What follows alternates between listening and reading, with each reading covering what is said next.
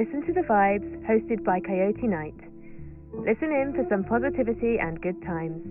The views and opinions of our guests may not necessarily reflect those of the host or the Vibes Broadcast Network. Listener discretion is advised.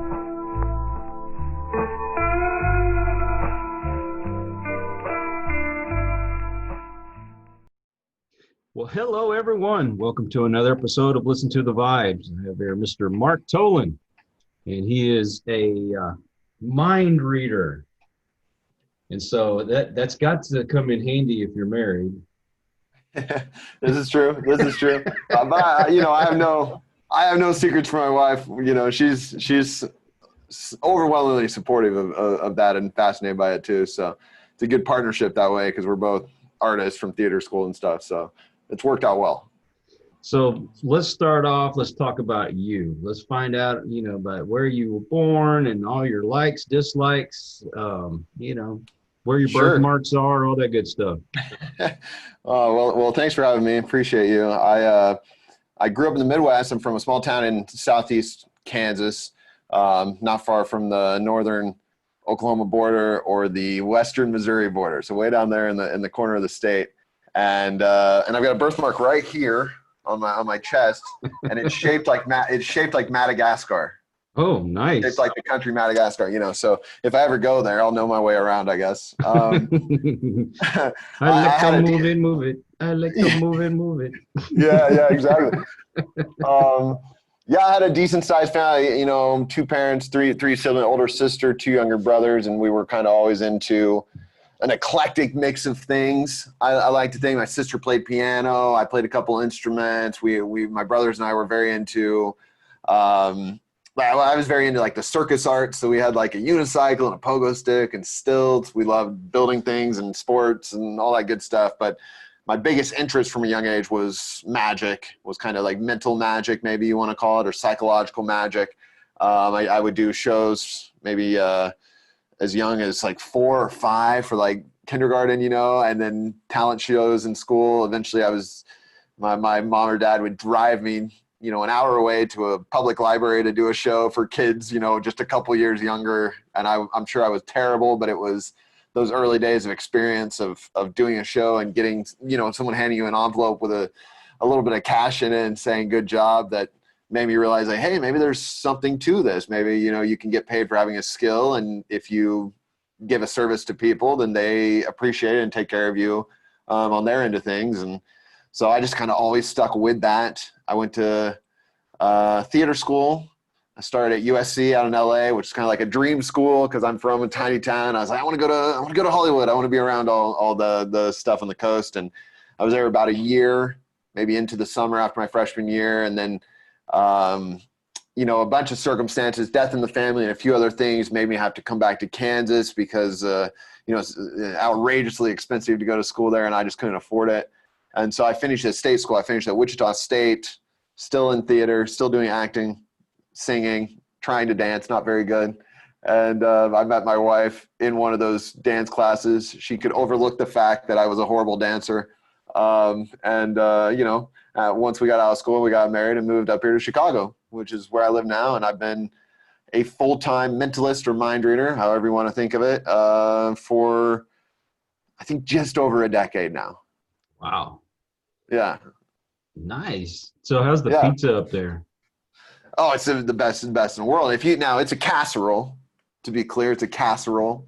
It's what I heard. I heard Stephen Colbert put it once as it's a baby pool full of marinara and cheese that you just kind of dive headfirst into, right? That's how I heard him describe it. I think I read that, so which is very accurate. If you want one of those fold in half slices, you go to New York or somewhere. But it's got its place, and every time a family member or a friend comes to visit, they want pizza, and that's where I take them as one of those like Lou Malnati's or Giordano's or something for the deep dish. But yeah, that's something that feels really good in the moment and not so good for maybe 3 or 4 days after.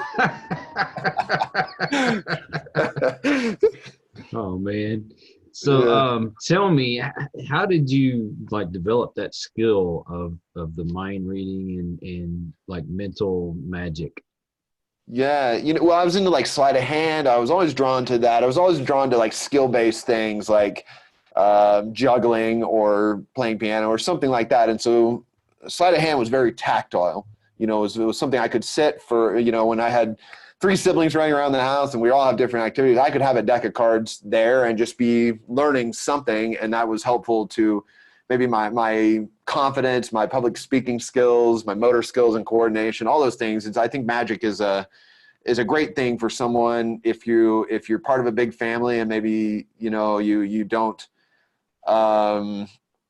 your parents have divided time between you or something, or if you are shy or any of those things. I don't think my parents ignored me really. I think I had very good parents, fortunate in that aspect, and I don't think I was very shy, but I do think I was drawn to this kind of, I could learn a skill and show people and delight them, amaze them. So I stuck with that. But I remember from a young age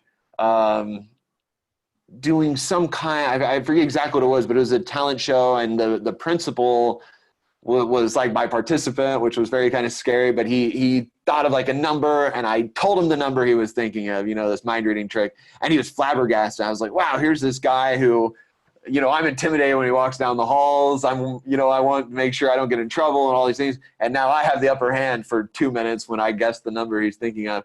So it wasn't about like a domineering thing, but it did make me feel like, wow, there's something to this psychological side of things as opposed to like, your card is in my pocket or something. So that was kind of a flip for me where I wanted to do the more mental side of magic than the maybe, it's like magic with thoughts instead of magic with props, right? So I wanted to go that route. And I was also, I've traced this back more to like, I was always into detective stuff. So I like the Hardy Boys. I got a full set somewhere in the other room out there. I got a fascination with Sherlock Holmes. Now it's like the BBC version, but I used to read that growing up and just be so fascinated by that, by detective work and people observing and analyzing and putting together clues and working towards solving a crime or some kind of solution or something. And I think that has played a big role in my interest in this because it feels like that. It feels like that on stage. I'm obviously an illusionist. I'm using psychological trickery and all these things, but it feels very much as if I'm like a psychological detective in many ways or something. Like I'm kind of on the hunt for a clue. Ooh, you did this and that's why you're thinking this or something, and it's a fun thing that has come out because of that. Those kinds of that wide array of interests I had growing up, from circus arts to magic to detective work. And it's kind of, in theater, it's all come to a head and somehow been my job for 10 years now. Hey, what better way of making a living but by doing something you really enjoy and you're good at? So definitely. Yeah. I'm fortunate in that aspect. And I, I'll go back to like my theater school sometimes or talk to other people about that because it is possible. What's the saying? You work self-employed or artists work 80 hours a week so they don't have to work 40, right? That's the expression, right? I'm sure you have to edit these podcasts and stuff behind the scenes and get them out. So that's like, in many ways it's laborious and time consuming and you're hitting your head against the wall, but you can't see yourself like standing. I used to work at a hotel back at the end of college and I'd stand behind the front desk. There's no way I'll do that again, or customer service or whatever. Like I can't see myself in that. I don't have any other skills. So this has to work out. I have to do this, So if I said, okay, I'm thinking of a number, you'd be able to figure out what number I'm thinking of? Possibly. Even better though, picture the number on a blackboard, but erase it. Okay. And then just think of maybe just think like you're in first grade and that you were going to draw a picture on that blackboard instead of something very basic, right? So what picture comes to mind? What kind of drawing? Something simple. Ooh, good question. Yeah, first thing that pops in your head, what would you say? To me, for some reason, fire comes into my mind. Fire. Okay, but put yourself, I like it, but it might be a little too advanced for like first grade, right? So put yourself back in first grade and make it and simplify it even more, like just a very simple object or some kind of thing you would have done back then. Oh, something I would have done back then. or something a first grader would do. So something kind of simplistic. Yeah. What would it be? What's just that kind of first basic line drawing that would come to mind? Oh, well, back then I was always drawing footballs. So Footballs. Okay. I like it. Well, I know we're on audio. But there is video of this. And if you want to share, you can, but I will describe to everyone where I am, because I've been doing virtual shows. So I'm in a room with curtains behind me and stuff, but I'm sure you noticed this clip right here. I've got a big binder clip with a piece of paper in it. This is part of my my show. And this piece of paper has been here from the beginning. You can verify for everyone listening. It's been here the whole time.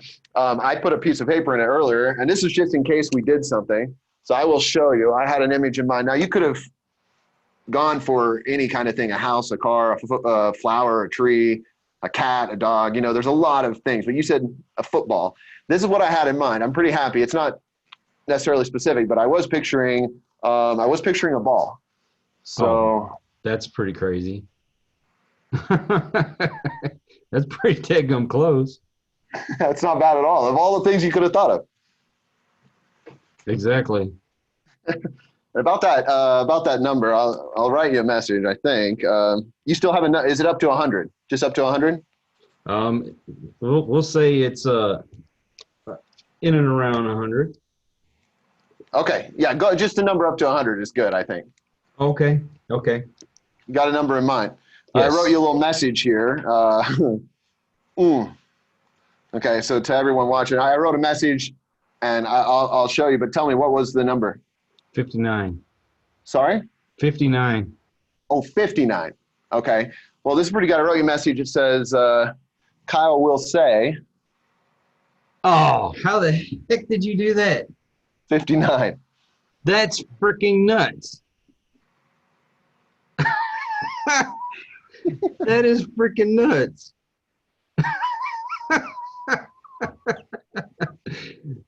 Man, I see. I would love to learn how to do something like that. I mean, you've taken this and you made a business out of it. You go to like corporate kind of things and do this and right. Like an employee banquet, or they do their awards once a year, their convention or something. So I'll do anything from after dinner shows to hosting the whole thing. And it's a real niche kind of market. There's a lot of performers like me out there doing this that no one will ever hear their names, but they make a decent living, and they really, I think they provide a great service because it's so unusual and outside the box of what people are used to seeing. They go in and just, destroy a room and blow people's minds and then like vanish into the night, basically, never to be heard from again. So it's a fun thing. Like I said, it's a lot of work to get the shows and find the clients and do those things. But that's the work worth doing, because at the end of that long journey of phone calls and emails and all the things that come with it is a show, is a room of people who you get to amaze, is a group of people you can connect with and share some mystery, some laughs, some things like that. So those are the reminders and the things to hold on to that make maybe all the other stuff that comes before it worth doing. Wow.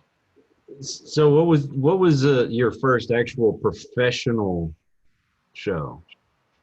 Oh, it'd be one of those libraries growing up. I remember I had there was a flea market in town, and they had these bags, and I went in, I saw these matching suitcases. They were red plaid, so like red, mainly red with black and gold stripes. And if you go to any like antique store or thrift store, I was just in one over the weekend, and I saw bags that match, and it brought all those memories back. I bought a set of 3 of them, and I would put all my props in there. So it'd be big decks of cards and juggling balls and handkerchiefs and whatever I had. The show was a very like mishmash of anything I could learn. I only had, and there's no internet back then, so I had 7 books at the library, and that was all I knew. And so I just learned from that and pieced together like 20 tricks for like a 30-minute show or something. We just blow through the tricks, but it all came out of, I'd walk in with my 3 bags, all proud of my setup, and set these things out and do these handmade tricks with like shoelaces and bandanas and whatever I had laying around the house that I could, kind of borrow from my parents or something. And yeah, that would have been like the original stuff. And so I was probably like 7 or 8, getting paid to walk into a library for their summer program, and the kids are probably 5, 6, and 7, sitting there watching me, being like, "Who is this kid?" And I was just doing my best. I'm sure it was bad, but people were, always supportive, as most adults are, of kids who are trying to do something and not just being maybe lazy. And I just was so excited to do it that I just, I was like a wrecking ball. I'm just going to go. And now you have that introspective, like self-criticizing voice that's always there of like, oh man, is this good? Am I good? None of that back there when you're a 7 or 8-year-old. And so I was just diving in and doing whatever was fun and just trying and probably making tons of mistakes. But that is those early days are why it was exciting, why I knew it was possible, and probably what pushed me to stay with it more than any other hobby I've had. There's been tons of hobbies come and go, but that's the one that lasted. That's the one I'm still doing. And it's been good to me. It's been very rewarding for nearly 30 years now. Wow. So, I've asked this of other people. They have certain skills that like you do, but you're going out on the town, or you're going to a party, you just want to relax. People find out what you do. Do you get bombarded with that? Oh, let's do a trick, do a trick, do a trick. That was like college days, like you go to like a house party, or you're at the cafeteria or something in the dorms, or, and people see you and they're like, oh, that's the guy who does magic, and they've heard and they want to see, because it's so unique to what everyone else is doing. They're all studying business or just the athletes are there, but it's an equalizer. It's a universal kind of language where people are so into it that they can't get enough of it, and it brings all sorts of people together. So back then it's card tricks, it's mind reading, it's a big mix of everything in college. And that was the thing. And I always thought of myself as an extrovert, so I had no problem being outgoing in those situations and doing those things, having a group of people around like a pool table at a party or something and doing card tricks on the pool table for everyone. And then you get this, it comes in waves. So everyone's around and boom, you would do your reveal. And then this like ripple of like, oh, wait, everyone like runs away and then comes back, So it's an awesome feeling to stand in the middle of like that hurricane of freaking, of people freaking out and have that experience. But eventually you get to a point where it's like, it feels kind of show offy. It feels like, I just want to go to a party with my wife, have some wine or something, and just relax. I'm not here to perform. That's my job.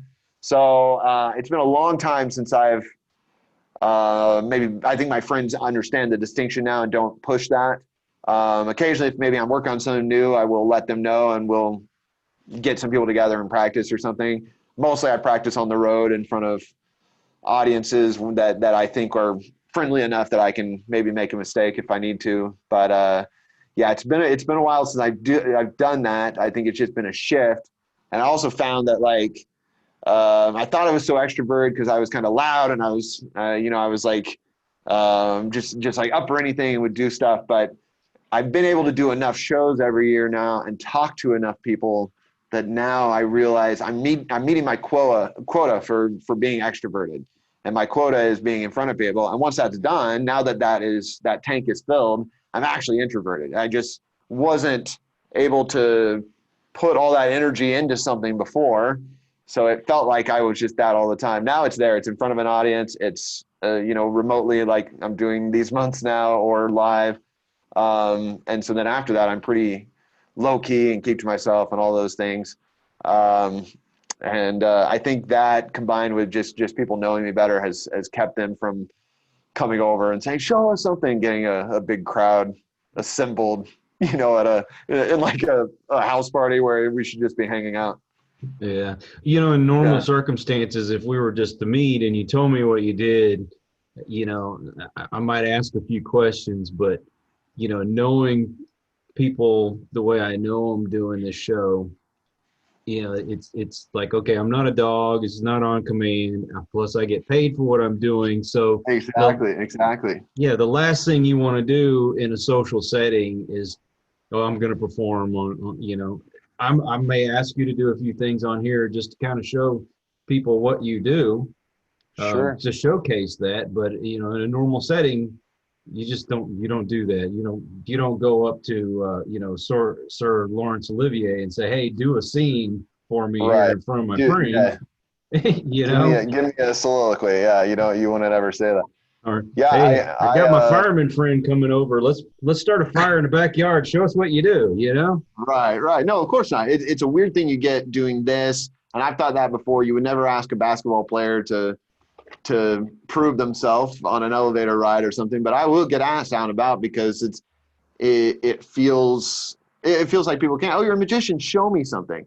And I think it maybe it's a positive because it speaks to the kind of pervasiveness of magic or mentalism, where people have, if they've seen it, they've seen it outside of a theater or outside of a TV show. They've seen it up close, and they understand that it can really happen anywhere, which is fun.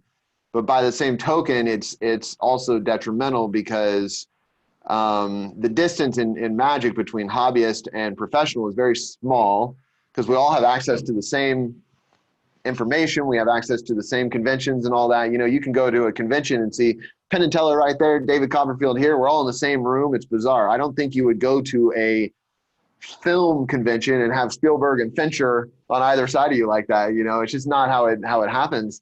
But because of that, it feels, people are in it for fun and do it for fun, are out there just doing tricks all the time. They have joy in it from that way, and you can't take that away from them. But someone like me who's making a living and charging X amount for a company can't be going and doing a show for free for family, because it's not fair to either one. It's not fair to clients and it's not fair to family. And so you just you frame it differently, and it's good to know your worth and know your value, I guess. But it's also kind of sad when you lose that, maybe the spark of just doing it for the sake of doing it, as opposed to like, this is my job now. But it's just part of the career, and it's, at some point you have to stop showing off and stop trying to be the life of the party, and maybe just be yourself. And there's different parts of me. I'm not always performing, so the part of me at a party is not me on stage, it's not me at home. And I like differentiating and knowing how my time is being spent. And my friends respect that more now than maybe my friends did 10, 12 years ago. And it's part of getting older. Yeah. Hey, Mark's at the party. Come here, do a trick. That's exactly it. Straight in the door, ready to go. Of course. Yeah, we have a friend of ours who is a psychic medium, and okay, as soon as she walks in the door, everybody's like, "Oh, can you read me? Can you do a reading on me?" It's like, come on, the lady does this all the time. Give her a freaking break, Right. I can't go anywhere. I've got a friend, my roommate in college was a basketball player, and he's 7 foot tall.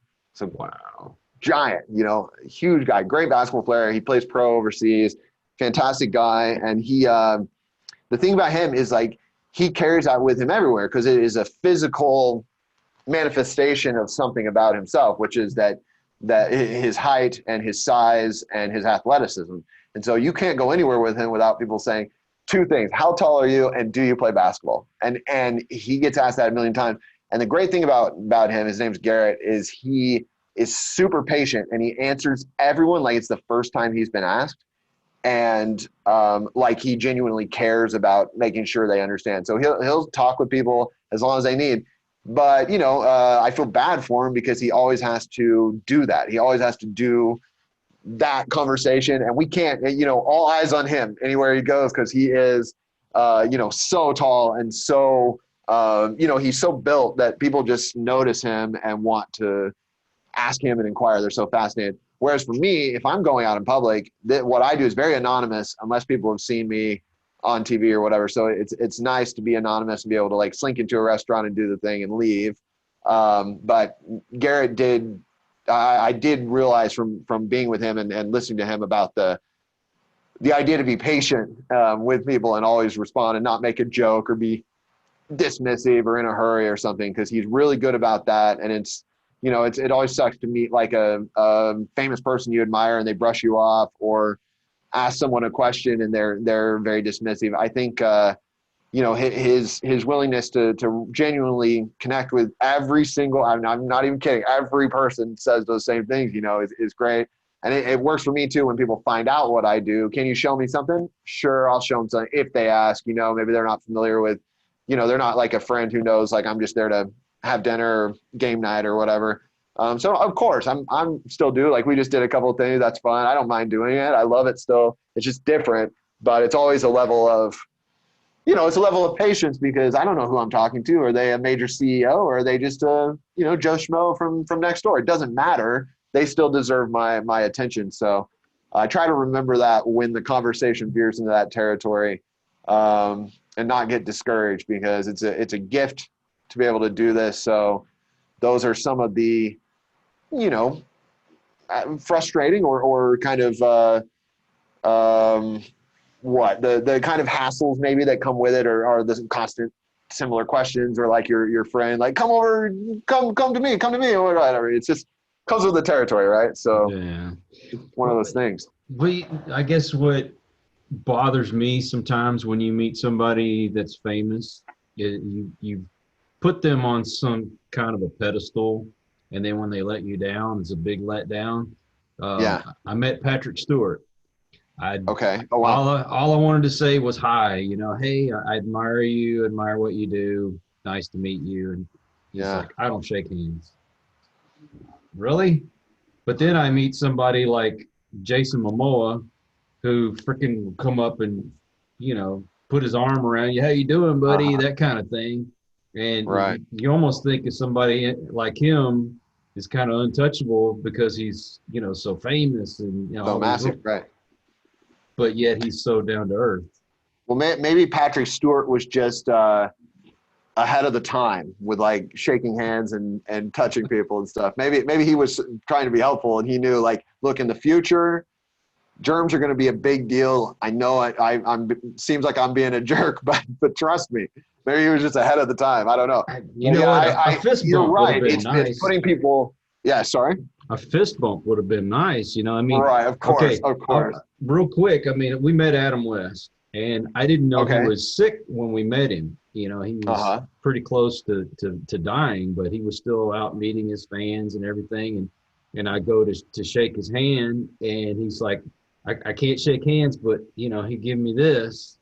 Well, at least that's something. That's just like, hey, you're acknowledging the fact that, right, of course, I admire you. You're awesome. Or maybe I don't shake hands because of X. I like, who is it? Howie Mandel, like, is a germaphobe, right? Oh no, when you understand, it's like, yeah, but what's going on? Let's get a picture or whatever. Like that. That's a better way to handle. Yeah, but it's what you said, right? It's put people on a pedestal, and you expect and they know this too. They feel it, right? They feel the weight of, like, so much is expected from them that inevitably they're going to let somebody down, and it's not good. I can't imagine the weight of that. I've done TV in Chicago and San Diego and Florida and Pittsburgh and a bunch of the kind of regional TV shows, and then when I do my shows in those places, you get recognized a little from doing that on a small scale of the people who are waiting in line for the show or coming to see you or whatever. And even that small glimpse of it is kind of alarming, because it's a very, you're an object now. You're just being viewed as that. So sometimes I guess maybe it's better just not to meet our heroes at all and just leave them up there. Maybe I don't know what the best. I've met people who've been dismissive, and I've met people who've been quite kind. So I too have some stories like that, and I just try, I try to assume the best. Maybe they're having a bad day or something, maybe they're not in that patient mindset that my college roommate is in most of the time, who knows. Mike Coulter was really awesome. If you know who he is, the guy that played Luke Cage, and he's in that show Evil. Okay. But of course, you had to pay to take a selfie with them. We're like, hey, do you mind? Paid our money. We go up there, and he goes, well, hey, do you mind? And he freaking takes my phone out of my hand. He goes, and he's just freaking blasting my phone with all these different pictures. when I go back, I had like 30 pictures on there. Like, what the hell? That's awesome. But that was cool, you know. He's Right. like, hey, I'm a Right. regular Joe. I like to have fun like everybody else, Right. which is cool. And then you meet those that, you know, may be up and coming and think they're better than what they are, and you know, they're too good to Yeah. talk to. You know, like Penn and Teller are favorites of mine, and they always come out after every show. You know, unless there's maybe extenuating circumstances, I'm not sure, but every show I've ever seen them do, I've seen a handful at this point. They always come out, they always shake hands, they sign stuff, they take photos, and I think that goes a long way to having like loyal, dedicated fans, and you know, making an extra layer of connection there, because obviously we're buying tickets, we're seeing them, we're connected to their work, but then doing that and coming out and just taking the time to interact like that on that level is you know, it's pretty indescribable, because it equals you with them, but also it almost builds them up more. It almost raises the pedestal more, because it's like, oh, now they're even better. You know, let me lift them up even higher, because not only, you know, am I drawn to their work and their body of work rather, and their pursuits and how it's inspired me, but also they're like super friendly, nice guys. And, you know, that goes a long way. Coming from the Midwest, I appreciate that, because I'm just a friendly, small town, small talk kind of guy. And I just can't, I'll never break out. I'll never be like an abrasive big city guy who doesn't have time for someone, you know. That's just me. I have a problem now when I have to go out wearing a mask, because I'm still making the same jokes and smiling at people. And I'm like, why are they being mean? And I'm like, oh, they can't tell I'm trying to be funny and friendly because I got a mask on. You know, I got to go about my business and not freak these people out. I'm lingering too much, trying to be just small town friendly guy that I'm used to being. Did you ever think that you'd be able to walk into a bank with a mask on? No, it's bizarre, right? And it's not just like a surgical mask. People are wearing like literal bandanas. They look like bandits, you know, like about to rob a train or something. So it's yeah, these are weird times. And I see people, you know, and you see people running with masks on, and you know, I've been seeing a physical therapist this summer, and they're wearing a mask. It's all so dystopian and crazy, and you know, Yeah. this will be stories for our kids one day and family, looking back on the pandemic of 2020. Yeah, most of my friends are like, okay, for Halloween this year, I am not wearing a mask. That's funny. That's great. Something other than wearing a mask. Right. Just totally normal clothes. I'm gonna be myself from February 2020. That's gonna be my costume. I'm gonna wear a costume that says 2019 on it. Right. You remember this character? Right. Yeah, that's really funny. I like that. Okay, so let's showcase your abilities once more, if you don't mind. No, not at all. Okay. I'll show you this, because you know, I guess a couple of things you were thinking of, but it's what's really fun is I've done maybe over 100 virtual shows since March, which is wild. I went from like, am I unemployed now? You know, losing all my work, to it getting all turned over into like a Zoom format. Mm-hmm. And so what I've been trying is to see if I can like project a thought, basically through the screen, through the camera, and get you to pick up on something. So what I use a pack of cards, which is what I do in the show, and I would let you hold these. I'll just hang on to them right here in plain sight, since I can't hand them to you. But I will tell you about this deck. What I did is I took one card out last night now and turned it over, popped it back in facing the other way. So that means there are 51 cards going one way, one card going the other. And the goal is for me to kind of send you this card and get you to guess it. Okay, so we'll do it in stages. Do you think it's a black card or a red card? A black card. Black card. Okay, so that'd be club or spade. Which one? It would be a spade. Okay, and low or high? Low.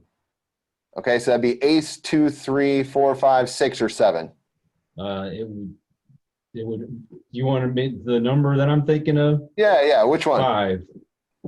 5 of spades. Yes. 5 of spades. So you put all that together now, and I like doing it in stages, because if you were thinking like 10 of hearts as a favorite card, that's not how you piece it together. You know, it's random. So 5 of spades. I'll be very fair, and I'll kind of narrate this so everyone just listening knows. But I was holding a deck of cards in plain sight. I just took it out of the box. I'm going to spread through, and you will see that there is one card in the middle facing the other way. Okay. Only one card, and that is. Oh, get out of town. Five of That's the spades. spade. That is nuts. I've got to learn how to do that. I want to be the center of attention at a party. I mean, I know you do it all the time. I just want some attention. That is nuts. Yeah. Thank you so much. Oh my gosh. Okay, so if I randomly pick something in my room that I'm looking at, would you be able to guess what it is that I'm looking at? Huh. I'm not exactly sure. But we should say to everyone listening, you have some pretty cool stuff in the room. So I'm guessing I probably wouldn't know because of what an eclectic collection of things you have back there behind you. You got a big banner from the paranormal side of things, paranormal investigation kind of things. I don't know if those are window treatments back there over your other shoulder, but that's tapestry. Yeah, the tapestry is very cool design. You got some photos in the back. So yeah, no, I would have probably no idea. And the thing about me is, like, I don't claim any psychic abilities. So these are all, like, kind of experiments and setup kind of stunts that I'm just trying to see if I can execute. So, because of that, I'm totally happy to say I can't do it because I'm not really a mind reader. I'm an entertainer. But by that token, I would be interested to know maybe what it was. So you want to know what it is that I'm looking at? Yeah. Okay, what I am looking at is a hockey stick. Oh, a hockey stick. Okay. Oh, I like that. A hockey. Now, did you play, or is this like a collectible? Is this like some famous hockey players? It's a collectible. Oh, it is. Is it by a certain player or just like a team? That's from. They don't have hockey down. They don't have hockey down in Texas, do they? Yes, they do.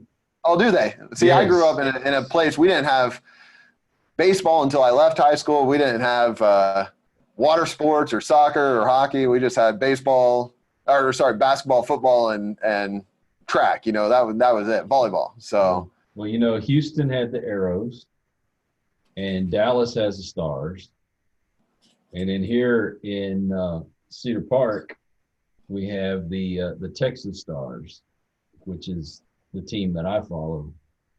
And I got an autograph from two of them, and I can't remember what their names are, and I can't read them anymore. That's cool. So is that a pro level team, or what would that be? Like a farm team. Farm team. Got it. That's cool. I didn't see that. I didn't know that they had hockey down there. It seems like kind of backwards from what is in Texas. You think football and baseball down there, but. Oh, don't get me wrong. I love my football, but I got to where I really love hockey, and so there's a place 5 minutes from here. I actually worked security there for a while, and they have a rink in there. They have the Texas Stars, and then they have the basketball team, which is the Austin Spurs. They have a I cannot remember the name of the team, but have you seen the lingerie league from football? That's been a while, but I remember that. Sure. Yeah, they have one of those teams that plays. Just unfortunately, there's nothing going on at the moment. Yeah, of course. It's or there's no fans, so it's very strange. Now, you said you did security. So when you were doing security, you saw tons of people just coming in. You're like at the door or the entrance to the arena or something. Mm-hmm. Yeah. So was there like a person that you always saw, like a favorite person that always came in or something? Someone that comes to mind that's like you know what I mean? Like I remember like the lady who worked at the cafeteria in the dorms. I remember her name. I always saw her. Something. Is there someone like that who was like on staff or someone that was like that? Oh yeah. Like what's that person's name? Oh my God, I cannot remember her name to save my life. But she worked for the HEB Center. She was part of the what do you call it? I can't remember the term, but basically they're the greeters. They showed you around, that kind of thing. If you need to find your seat, they took you to your seat, that kind of thing. Got it. I wish I could remember what her name was, though. It's been so long, but She was much older lady. I mean, like my grandma's, close to my grandma's age. And What was but your grandma's name? my grandma's name's Florence. Florence. Got it. Oh, that's nice.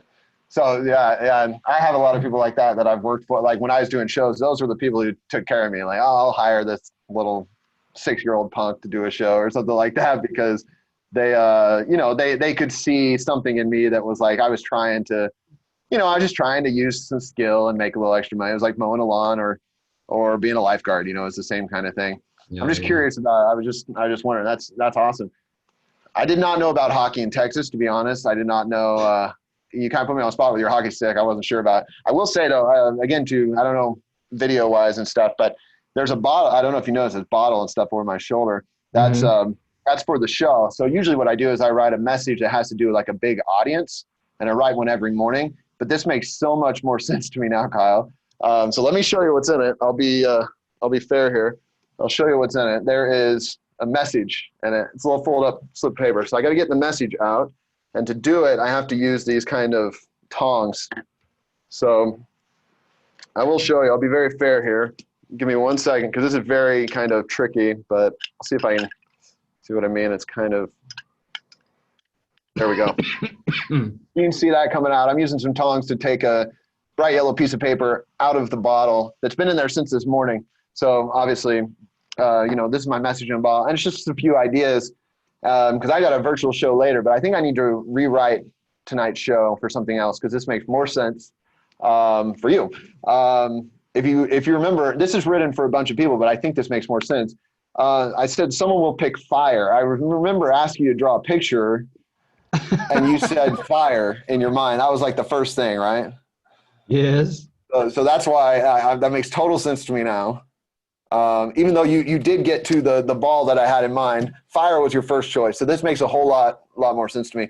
And I also said one person will remember Florence. Oh my God. So that's why I was asking for a name. I was just curious if that made sense. And finally, usually I have someone like search their house for something, but you just kind of thought of something. So that's why I said, and the search kept secret will be a hockey stick. That is absolutely nuts. Man, I don't even know what to say. That's crazy. I got to play this over for my wife for sure because she's not going to believe it. For sure. Now, if you can figure out the lottery numbers, that'd be even better. Yeah, exactly. Oh, I wish. Well, we would not be doing. No offense to you, but I would not be on this podcast episode if I had the lottery numbers. I'd be in the mountains. You wouldn't even hear. You couldn't even find me. I'd be long gone.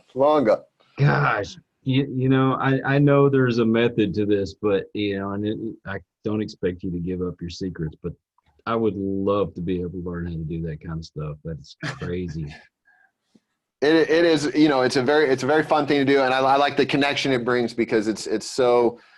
My wife always says, but like. Everyone always says, "Are you married?" To her, she says yes, and then it's, "What does your husband do?" And then she can't get out of it because I have such a intriguing, out of the box occupation that people ask a million questions. I feel bad. She always has to field all those questions. It's just that kind of thing. It's a really interesting thing. I enjoy it immensely. I've grown in it from that show-offy kid 15 years ago to now I just care about the theater of it, the connection, the mystery, all those things, and come to it from a different, maybe healthier, point of view. And it's, like you said, people are really drawn to it and like it, and whether they want to learn it, like you just said, or they just can't get enough of it. But it's a cool thing. It's a cool way of connecting with people, and I think it can be like a movie or music or something that lingers with you for a while because there's not many things left in the world that are mysterious that we don't have an answer for. And that's such a good feeling. So, I'm happy to give that to people in small doses. Oh yeah. Well, there's so much going on in the world and people need some kind of escape. They need some kind of something to make them smile. you can bring so much joy to people by doing what you do. And, I don't know if you do this like at hospitals or anything like that, but that'd be a great thing to do, especially for the kids that are stuck in there. I always do some charity stuff a few a year. This year's a little different, but I have a couple of charities I care about. I do a thing with the American Foundation for Suicide Prevention. That's awesome. I've lost one of my friends to suicide, so I care greatly about that. So we've done some fundraising shows to give money to them, and then I also I even do presentations on the side, which aren't with mind reading. It's just like a public speaking kind of thing where I give a talk about suicide prevention, how to recognize those signs, how to help someone who might be struggling with mental health issues or something. And it's just giving people useful information. So I do that on the side, which is a good, part of my abilities are being in front of people and doing that. So that's good to use that. And then the other one I do is there's this group in Chicago here who helps maybe inner city kids who haven't had many experiences get to have experiences.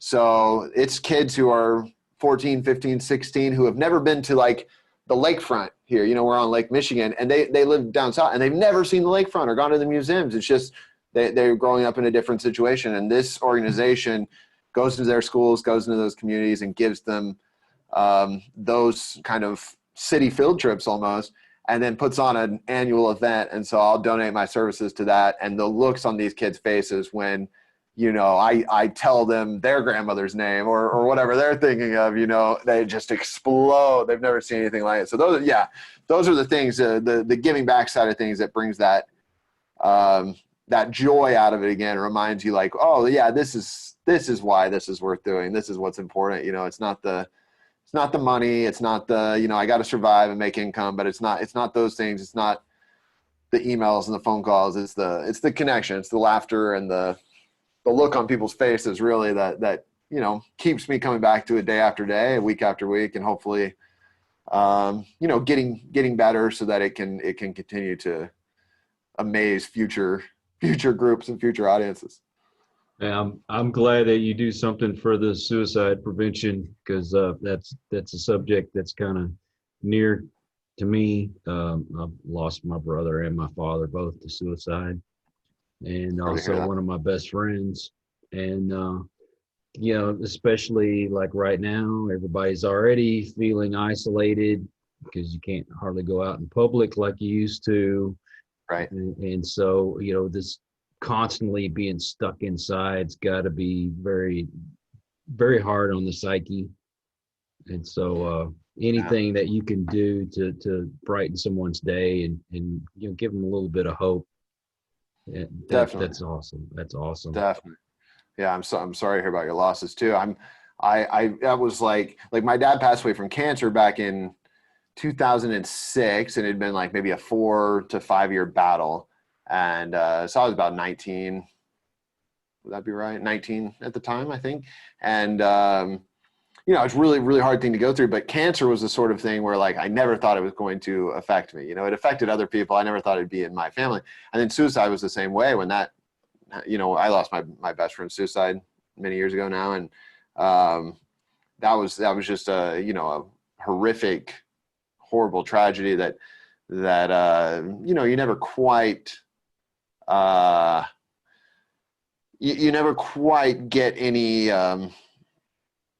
relief from that. You never get fully recover because there's so many unanswered questions and blame, self-blame and these questions. So I knew instantly I want to do something with that. And, and since then now I'm just, I'm shocked and saddened at how many people like yourself and other people I have since talked to that have gone through the same thing and how pervasive it is, because it's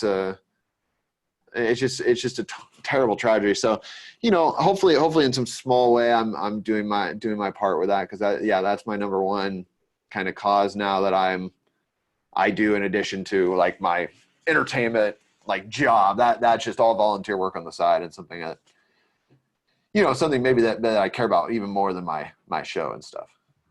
Understood. So you do your magic, you do public speaking, and there was one other thing in your bio what was it called? Was it called TED Talk or something like that? What was that called? Oh yeah, I did a couple TED Talks. You know those you see them on YouTube all the time. People, have a topic and they do it's like a glorified PowerPoint basically. They're these profound speakers. It's like big scientists like Bill Gates or someone. It's authors, it's comedians, and they're all talking about stuff. I did TEDx talks. I've done 2 of them. My first one back in maybe 2014 or started 2015 was about, I'm essentially a liar on stage, right? I'm doing tricks. I'm conning people. I'm being deceitful. But I was talking about how I try to be honest. I try to let the audience know, like, yeah, well, yes, I am being deceitful. I am deceiving you.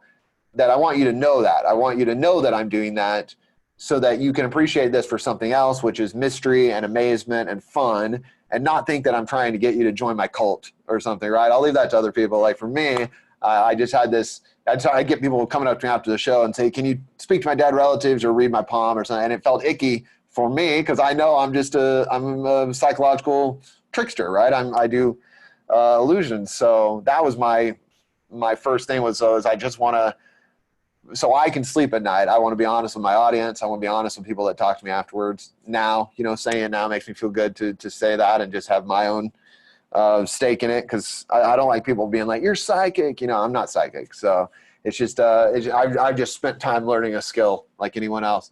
My other TED Talk happened 10 days before the shutdown this year, which is wild. It's kind of the last public outing I was at around people.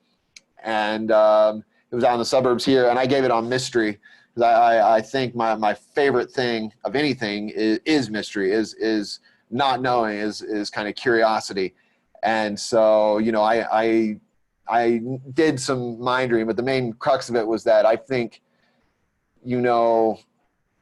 what I do can make people laugh. It can amaze people. It can do all those things.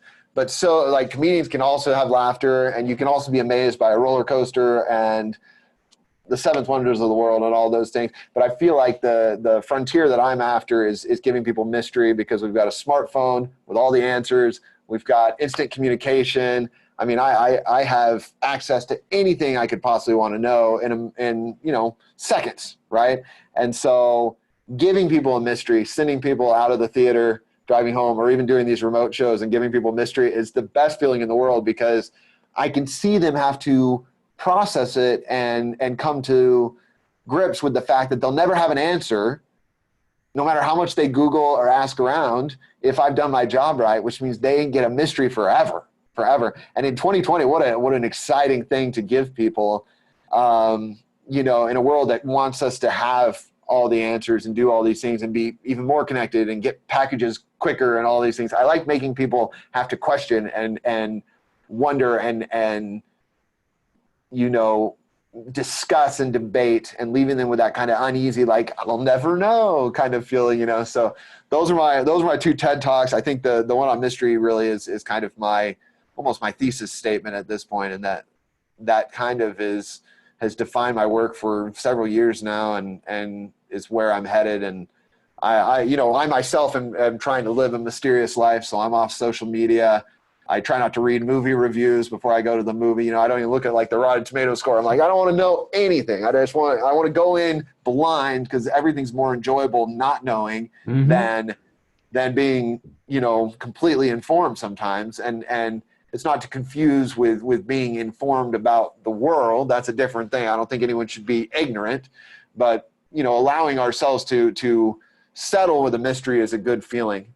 I was at a cafe in Pittsburgh a year ago now, and I was just reading a book, I was having coffee, I was there for a run of shows, and so I would just spend the mornings in these random coffee shops, and these 2 friends came in, these 2 guys, they sat down, and this guy pulls up his sleeve and goes, here it is, check it out. And he had got a new tattoo. You could just tell it was like pretty new. And his friend goes, oh yeah, I saw it on Facebook, but that's pretty cool. And I was just so bummed out by that whole exchange, because it was like, there's no mystery. There's no mystery. We know everything about each other. There's no fun in like discovery. There's no curiosity or looking forward to things, because if I don't have it now, I'm frustrated. If I can't get stuff overnight in the mail or something, it's annoying. There's no waiting, there's no delayed gratification. And so really my show and everything I'm trying to do is that kind of thing where people can, where something can linger with them that will never be resolved in a way that a lot of our other activities today do not. And, I'm still a work in progress in all these things, but I'm trying to live that life that I talk about on stage personally, so that I can, just maybe hopefully have those things emanating from me when I'm around people and give them like kind of that full experience, when you not only hear what someone says, but you feel it. You're like, oh, they're genuinely that kind of person. I think I'm genuinely that kind of person who really likes living in a mystery and just like kind of not knowing things and being okay with that for a moment. And then maybe I'll know later, or maybe I have to rack my brain to remember something instead of Googling it. But those are good feelings, and it's worth holding on to, because they're getting fewer and fewer these days. It's kind of like people in search for, say, like Bigfoot. That whole journey of looking for Bigfoot is awesome. But then you think after you've found him, the initial then it's like, well, we've already found him. What's the use to keep looking? The mystery's gone. That takes the fun away from it. Yeah, well, that's what they're drawn to, kind of, isn't it? It's the enigma of, is this real? Is it a hoax? Is there a cover-up, a conspiracy? Is it fabricated? Is it a myth? What is, and without a rock solid answer, it really is. It is essentially a mystery, right? It is something that they can explore and study and analyze and all those things. And all this takes me back to, like I said earlier, all the detective work and all those things. My favorite movies are thrillers. My favorite stories to read are mystery novels. My favorite, creators seem to get deep into the weeds on mystery and unanswered questions and all these kind of, these feelings of like suspense and intrigue. And I'm just so drawn to that, because it's, I feel like it's something we are missing these days, when everything happens on a screen and everything is, I live in the city and have access to everything I could possibly want. Most of it I can walk and get, from where I live. It's very convenient, but I'm sacrificing good experiences in exchange for convenience, tangible, tactile things in exchange for that. When every package can arrive at my door and I don't have to go to a store and walk the aisles to find something interesting.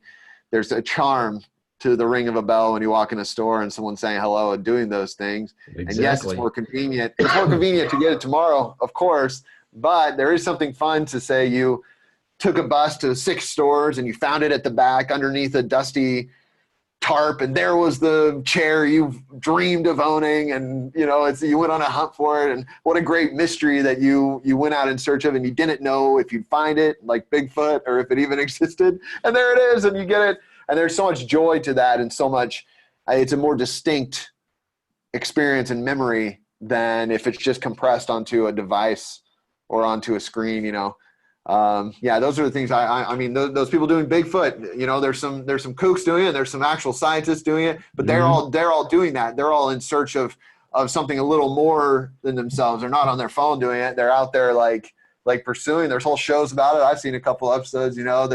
And that's not it. You're doing the paranormal stuff. We were talking about that before we came on, and I've done like, do you know what geocaching is? Have you ever heard about that? Yeah, but.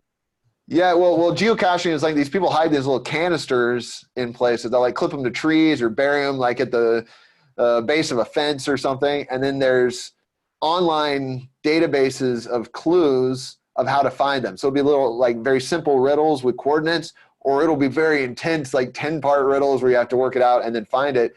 But all you do is you get there, you open the canister, sign your name to the ledger, and put it back. Oh, okay. But it's such a fun thing because it is. It's actually in the real world, it's like, it's like Pokemon Go without the AI or something, you're like out there like seeking these things. And I love the fact that they're hidden. Like you've probably walked past trees that have them hanging up there, or, alleyways that had them down, setting up on a ledge or something. And no one knows they're there unless you're looking for them. And, a very mysterious, fun thing to think that there's this kind of undercurrent of that world happening and what else is happening out there and all these things. Those are the things I'm drawn to. I like all that kind of analog entertainment. Yeah, looking for stuff and going out there and kind of like you said, a mystery. Oh, well, it's going to be here, and this is man, just getting out there and putting your foot to the ground and doing stuff, not just it's too easy to get on your stupid cell phone. Oh, I can find everything right here. Right. Yeah, I just find I think mystery is like kind of the gray area between not knowing something and knowing it, right? It's just that thing. And we're shrinking that time. We're making it so short because if I forget a song lyric, I can Google and have it, or I can ask my smart device, right? It'll tell me instantly, Siri or whoever, right? And I'm not sure that's a good thing because I don't have to work for anything. My memory is horrible now. I don't remember phone numbers. They're just in my phone, all that stuff. And I don't think that's good because that lingering thing is where ideas come from. Because if you can't remember the lyrics, you start making up your own lyrics. If you can't remember someone's name, you think of 10 other people. Like tonight, you're probably gonna remember that lady's name from the HEB arena or wherever it was, and kick yourself. But that'll be like a joyous feeling when it comes back to you, as opposed to being like, hang on, and you go to Facebook, you scroll, and there it is, right? Like there's no satisfaction for yourself other than how to work the buttons and the app to find the thing, right? And so that space is where I want to live in. I want to live between knowing and not knowing. And eventually I'm going to know eventually I have to know the things. Like if I'm lost and I got to get home, eventually I'm going to find the route and get home, right? Or if I forget song lyrics, eventually I'm going to figure out the song lyrics or forget it. But it is a good feeling to slowly move from one to the other instead of shrink it down where I don't know, I Google, now I know, or I don't know, I turn on the TV, now I know, or I ask Alexa or whatever, right? I like that feeling. I want to stretch it. I want to live there because that's where curiosity and fascination and creativity and all those things exist, is in that space. And, I recognized it in myself many years ago, like 3-4 years now, that I was missing those things. I was lacking those things. So I have tried diligently to insert them back into my life in various ways. And it's, I'm still getting there. It's a marathon, not a sprint, but I'm trying to swing back towards that kind of life as opposed to this, ever encroaching dystopian technological world we're moving towards, where our data doesn't matter. And, I've got a microchip and whatever else is on the horizon, who knows, robots. I like that feeling. Mystery is very, very important for me. I'm very nostalgic, so I like all that stuff from when I was a kid, going to the grocery store and the ladies would just grab something and type the price into the cash register, and it seemed like they were faster than these people that swipe, Yeah, and you didn't work there. You weren't scanning your own groceries, it was somebody who was hired to do it. I hate it too. Yeah, it's removing all the joy of the experience, because I work, my wife always says, hang on, I got to clock in, and then start scanning the groceries, which is hilarious. I think that's, we're missing something by that, because it's not humans anymore. It's a machine. No, like all those people just lean on the wall, they're just making sure the machines are working. It's just a horrible existence. I like mysterious, I kind of term them like mysterious objects, but I've got quite a collection going. I have 3 typewriters. I love my typewriters. And I like, I've got like analog watches. I love watches that aren't digital, that are powered by battery or even by winding. And I like old school stuff, like cameras, video cameras, things like that. So I actually just, I've got like a vintage microphone in the room here, all those sorts of things. But I just ordered should be here in a couple of days, a Super 8 camera the other day, because I was thinking, like, man, I want to shoot on film again. I missed that. So that's on the way. And I'm just so excited for that tactile, like, to feel the motor, to pop feel that pop of the film cartridge going in, and then to have to send it off to someone to get developed or digitized, and then wait a week and be like, did I get anything? Like, what a great feeling. Every photo now is on your phone. So your selfies are as important as your baby photos and your wedding photos and your screenshots of receipts from online stores. How is that equal? Those aren't equal photos. Some should have more weight than others, you know? So that I'm very much looking forward to that. My wife is a photographer, and she sells products. She sells framed photos and albums. She doesn't sell like digital photos for Instagram. You know what I mean? So people are paying her to have these photos for their wall, or to hand their significant other a box and have them open and see this custom album of them, of their beauty and where they are in their life right now. And to have their partner see photos that they're not swiping through, they're holding, they're touching, you know, it's life changing. All that analog stuff is life changing. So, yeah, it's a weird thing because it's very convenient. I don't take anything away from that. I obviously am working online right now. It's important. I got to have the internet and my computer and whatnot, but also I miss that. I miss that tangibility of all the experiences we had, whether it was, you know, an instrument or putting film in, like a disposable camera. There's nothing better than hearing it run out at the end and having to send it in. You know, all those things were so joyous. And maybe that's just part of getting older. You look fondly back on older years. But I feel like we're in a weird territory where everything is compressed onto one device, and it's making me, I don't like my phone. I just have to have it, you know. So. Yeah, well, you know, like when we go to the grocery store, I would rather spend that extra 5-10 minutes standing in line to go up and talk to a human being than to go to that stupid scan it yourself garbage, you know? I like the human interaction. 100%. And plus I have somebody to try my dad joke material out on. So Right. Yeah, exactly.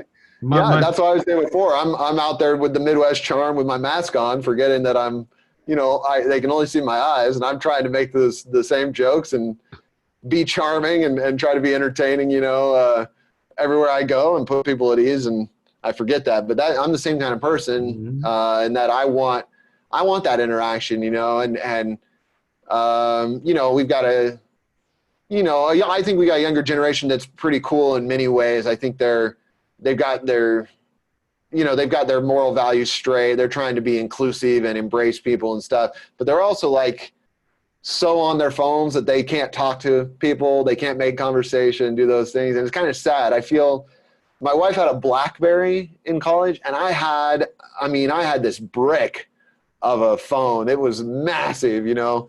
It was funny because people made fun of me for how big it is, and it's not nearly as big as like the phones that are existing now. But at the time, it was like, you know, so thick, and just my wife would roast me for it, you know, when we were dating. But I couldn't, like, if I wanted to get the internet, it was slow, and I had to hit a million keys, and so I just, you just didn't do it. You wait until you had a computer. So our experiences back then are like, you know, going on road trips out of the city and going to the park and taking photos and you know, those house parties we were talking about where people crowd around the pool table doing those things. No one was filming. Everyone was just watching and hanging out. And those are the things I miss, those interactions, those things that weren't filtered through a screen, that weren't performative. I mean, we weren't all performing for each other back then, because it wasn't about, oh, if I look a certain way and take this photo to show everyone what I'm doing, I can get these likes. Like, we were happy in the moment with what we were doing. And now it's, you know, you're constantly thinking. I'm not on social media, but many of my friends are constantly updating because they're not with me and what we're doing. They're concerned about what their friends think about what they're doing, and want to show people, hey, look how great of a time I'm having. Look how much fun this is, you know. And that's not mystery. There's a mystery to being off the grid a little bit. Like, you know, no one knows what I'm doing today or tomorrow or whatever, unless I choose to tell them. You know, I don't have to post constantly. I don't have to check in or share or whatever, you know. I'm sure some corporate CEO is tracking my movements out there with something, but other than that, you know, I'm just enjoying my time and trying to be present, which I'm starting to sound more and more like a Buddhist monk in the mountains or something. But that's what I'm trying to be, you know? Man, when I was in college, I think we had an Apple II.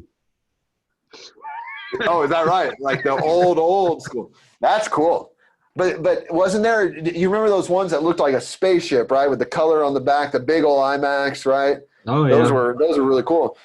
We had that back in grade school, and no one, my teachers didn't know how to work it. It was so new, and the mouse was weird. It was like a saucer. You didn't know how to use it. But there was kind of a charm to those early devices because they were so limited. It was just for word processing. It was for you would play like Snake Chase or something on it, and that was Oregon Trail, and that was about all you could do. And now, like any problem I have is on my phone or my computer, which I don't know is a good thing. I don't have to ask at a store where something is. I can check their app, see if it's in stock. It can tell me exactly what shelf, row, and bin to find it in, and I can go in, check myself out, and leave, and no one knows I was there. And again, convenience versus the experience. What a horrible thing. I don't want to go to I don't want to be part of the future where we don't go to the amusement park because we just put our VR headset on and pretend we're on the ride, and then we're like done, because that's not the experience. Part of it is going there for the crowds and the noise and the smells and the waiting in line, because it makes you anxious. It's not instant, all those things. And that's how I feel with stores. It's like they're removing all the fun of those experiences. They're taking them all away and replacing them with convenience. And it drives me crazy, because I miss that, like you said, the nostalgic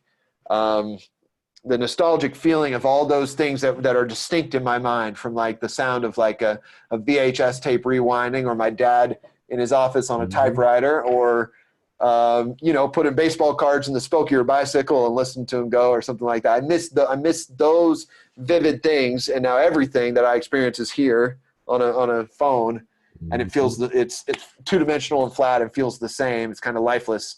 And yeah, I'm trying. I mean, I make people keep their phones off and not film during my shows and all that stuff, because I want them to be there and remember what matters most. Yeah, exactly. You've seen that movie WALL-E, haven't you? I love that movie. Yeah, it's great. The world's becoming more and more like that all the time. We're all going to be in hover chairs, Yeah. big as a house. Yeah, we're going to trash the planet and have to go somewhere else. And unfortunately. Yeah, it's kind of sad. And then, of course, what WALL-E loves so much in that is he finds that music from Hello Dolly, right? And he finds companionship, and he finds a plant, right? So it's like, oh, what do we need to survive? We need companionship, maybe some beautiful art, music, or maybe movies or books or something like that. And then we need like live off the land. Like all this stuff's so obvious. I was in a bookstore a couple days ago. Very weird. You got to wait in line. You got to, you wear your mask, can't breathe, but you're outside waiting until capacity is low enough that you can go in, right? So it's very strange. There's no serendipity or spontaneity to things now, because you're scheduling everything every day, and that's part of why I love the city, is I can say, I want to go to the museum now, and I can be there and I can go if I feel up to it. No more right now, in the coronavirus times, you can't do that. But I was in the bookstore, and all these bestsellers were like, how to be mindful, how to break up with your phone, how to calm down, how to slow down, how to be more organized, how to, get healthy again, how to clean your home, how to not be so busy. You don't have to be productive all the time. That's what all these books are. And I was like, well, if that is not indicative of how everyone feels, I don't know what is. These publishers must know what the American psyche is wanting, because they want to be publishing these titles that are selling so much if they didn't know. But clearly people are anxious, and they're overworked, and they're busy, and they are unhealthy, and they're unhappy, and they hate their phones, but they don't know how to get out of this vicious cycle we're in and break free of it. But I mean, it was very apparent looking at those books and being like, wow, look at what everyone's feeling. And I'm looking at them for a reason too, because I'm trying to step out of it. I'm trying to look up from the screen when I can and do all those things. It's hard when, lockdowns are here and that's maybe all we have to do, but I'm trying. That's the way life is, though. Everything is done online pretty much. So right. Right. Yeah, it's a corner. And there was all that talk before, like in January and February. I remember seeing articles and news stories, like cut down your screen time. Don't, the internet's bad for kids, all this. And like the second we were locked down, all that went out the window because Exactly. how else are kids supposed to learn? How are we supposed to communicate? How am I supposed to work? That's the trick. Like I've done as many as 4 virtual shows in a day. Those are hour-long shows with maybe 15 or 30 minutes in between. I've done that. Well, it's September now, but in August I did that several days, and some days with 3 or 2. And what a great thing. But that's, 2.5, 3, 4 hours in front of the camera and the computer here to do my work. And so I know it's important, but I can't distinguish anything from my run of 100 shows. There's a few reactions maybe that pop out or some fun people, but mostly it's just a big blur of the same, the monotony of this same thing. And, if one person's on a window, they're soon going to be replaced by another person and another person. And they're all in that same little area. And it's not it doesn't make me feel good. I get the convenience, but it doesn't make me feel like it does to, I work for a lot of companies like we were talking about. And kind of the fun thing about that is sometimes you end up in gorgeous rooms. They'll do it in a hotel ballroom or maybe a private room in a nice restaurant. You're like, wow, this is amazing. Look what I'm doing. But sometimes it'll be in a multi-purpose room that wasn't made for it, or an outdoor area where you're like, this isn't conducive to this. But part of the fun is overcoming those obstacles and connecting with the group and being like, wow, not only was this room horrible for what I do, and this setup, was really kind of anti everything I am and need to succeed here, but I was able to push through that and connect and create memories. So everything kind of fades away and does that. Those stick in my mind, when I succeed in that world. And it's the kind of thing where I can't distinguish in the virtual world like I can in the real world because it's so similar. Everything's so similar. I mean, it makes me sad. I miss that. That's the best part of performing is traveling and being in different places, because it's a big reason I couldn't do a desk job is the variety, the constant evolution of what I do. Well, I mean, you look, computers do everything for you now. They've got computers where they'll do a piece of art for you, or they play instruments or whatever. They even have a computer that sings. Oh, I bet that makes sense. It's called Adele. I'm not okay. I like it. Well, I'm sure it does exist though. But no, that's a great joke. I mean, that stuff doesn't surprise me now. Everything's replacing everything, and everyone wants attention and all those things, and it's just not a healthy. It's not sustainable. This isn't this level of unhappiness isn't sustainable. I don't think. People need. I'm not built to. There's so much grief in the world right now, and tragedy, and bad, negative stuff happening just day to day. 2020 has been a year of just devastation everywhere you look. That it's made me realize I'm not built to handle all that tragedy. It comes in so constantly. So, I have all the notifications are turned off. All the, I have to set aside time to read the news or watch it for 10 minutes, and get informed or listen to a podcast or something. Those are moments I have to plan now because of how overbearing it can be. And it makes me feel like in many ways we're not built to do the other things too. We're not built to be so connected. We're not built to be for such instant access. We're not built for those sorts of things. And it's making people unhappy, and it's it's cluttering the memory of my experiences and the joy I have from the things I like in a way that is damaging my mental health, maybe. Oh, well, you figure with these things, you're detached from human contact. You're always doing this. And now we're going through this pandemic time where there's even more detachment, 6 feet away from each other. You're always wearing a mask and all this other stuff. And It's like they're pushing us to draw away from each other. It's ridiculous. And Right. so, when you can come out and do what you do, and you have to have that human interaction to do what you do. I mean, even though we're doing this virtually, and you can do this on camera or whatever, but it's means that much more when you're in a crowd of people or on stage or whatever. Sure. It's very much appreciative of what you do. And then for people to find you in the future, is there a website that they could go to? Oh yeah, I'm marktoland.com, marktoland.com. I write a daily blog about kind of like, it's kind of like a behind the scenes look at the life of a professional entertainer, I guess. And it's, I kind of just share a bunch of creative thoughts for creative people. And then, I have a YouTube channel that I update kind of infrequently, but it's where I put all the show clips and the media appearances and those sorts of things that I have over there. So that's really the place. It's the website, the YouTube channel, and the blog. Other than that, it's all a mystery, but all my live dates are on the website. And when we get back to that, again, maybe I'll see you down there in Texas or something like that. I hope so. That'd be awesome. Yeah. I could show you off to all my friends. No, I'm kidding.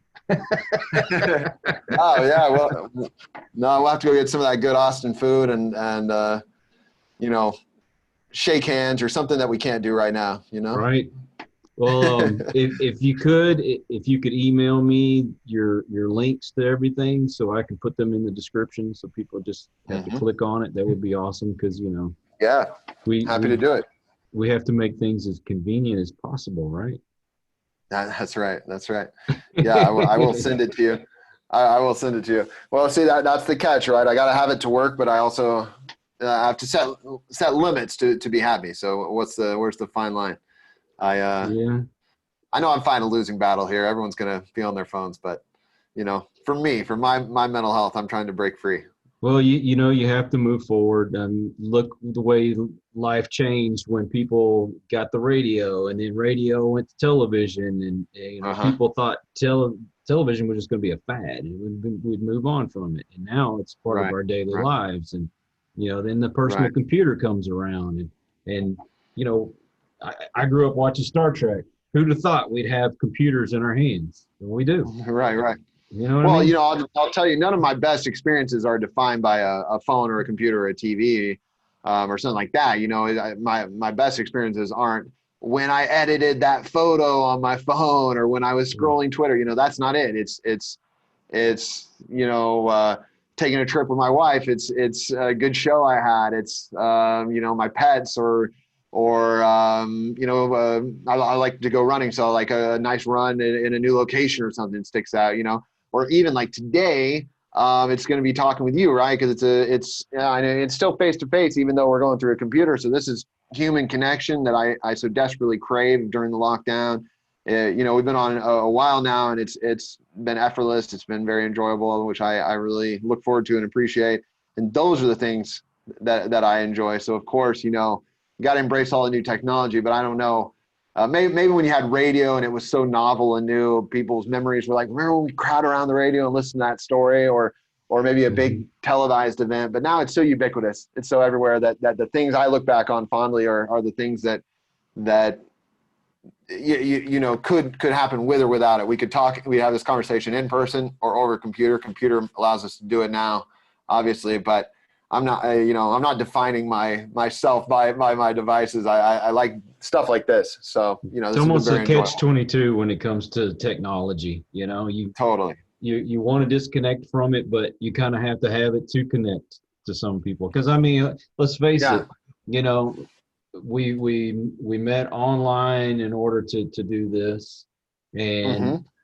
Well, it's a tool like anything else, right? It's a tool like anything else. So how do we choose to connect? We're not yelling at each other on Twitter. Right. I didn't just click like on your post and move on. We've had a nice long conversation with some nuance, some good ideas, some thoughtful, considerate ideas about the past, about what's coming up and about what we're in right now, creative ideas, like all these things those don't exist when people use the tool in the wrong way, when they use it to just double tap and scroll on, when they're using it to fill time because they can't let their minds wander or be bored. They can't stand in line for 5 minutes without scrolling their phone or something. It's a tool that could be very useful, but the problem is when you give people a device that makes us so connected, it almost does the opposite. People are so far apart from each other, and we're more polarized than we've ever been. Even though we have all this information, we could all come together. So, I'm trying to, every day I'm trying to constantly improve my relationship with devices and know what the tool, what that particular tool does and what I can use it for and how my relationship with it makes me feel. And, I used to blame that externally, like my phone makes me feel bad, but it was my lack of self-discipline to put my phone down that was making me feel bad, not the other way around. The phone is not sentient. I am. So I had to break free of that to feel better and to know like, what makes me feel good is talking to people like you, is going to the movies, like and being there in person on a date night, is having a nice dinner at home where we're not on our computers, but we look each other in the eyes and have a nice conversation about the day. Those are the things that make life worth living. And then, it just happens that also I can pull up a movie, any movie I want to watch when I want it. That's a tool, and it's there, for those moments. But, I can't just be on my phone all the time because it's wearing me down. So true. Yeah, that's my thought is the nature of it, and maybe what we use it for. So yeah, I'm we met online, great use of that, and did this, which is a great use of it, and glad we could, and thankful that we can still have these conversations even though we're states away and can't leave the house. But we connect in ways that we didn't before, so it does have its pluses. Exactly. Yeah, exactly. I agree. It's a weird world, but yeah, I'm doing my best to find how it works for me. I hear you. Well, we have come to the end of the show, and I would like to thank you, Mr. Toland, for being here, and thank you. For everybody who's joined. And so check out everything that he's got on YouTube and his website. It's been entertaining. He's done a few things for us here, and it I have to say, very impressive. So thank you so much, man. Thanks, everyone. Thank you, Mark. Everybody take care. We hope you enjoyed this episode of Listen to the Vibes. You can catch us on Buzzsprout or wherever you listen to your favourite podcasts, and on YouTube. Follow us on Facebook at The Vibes Broadcast Network and on Instagram at The Vibes Broadcast.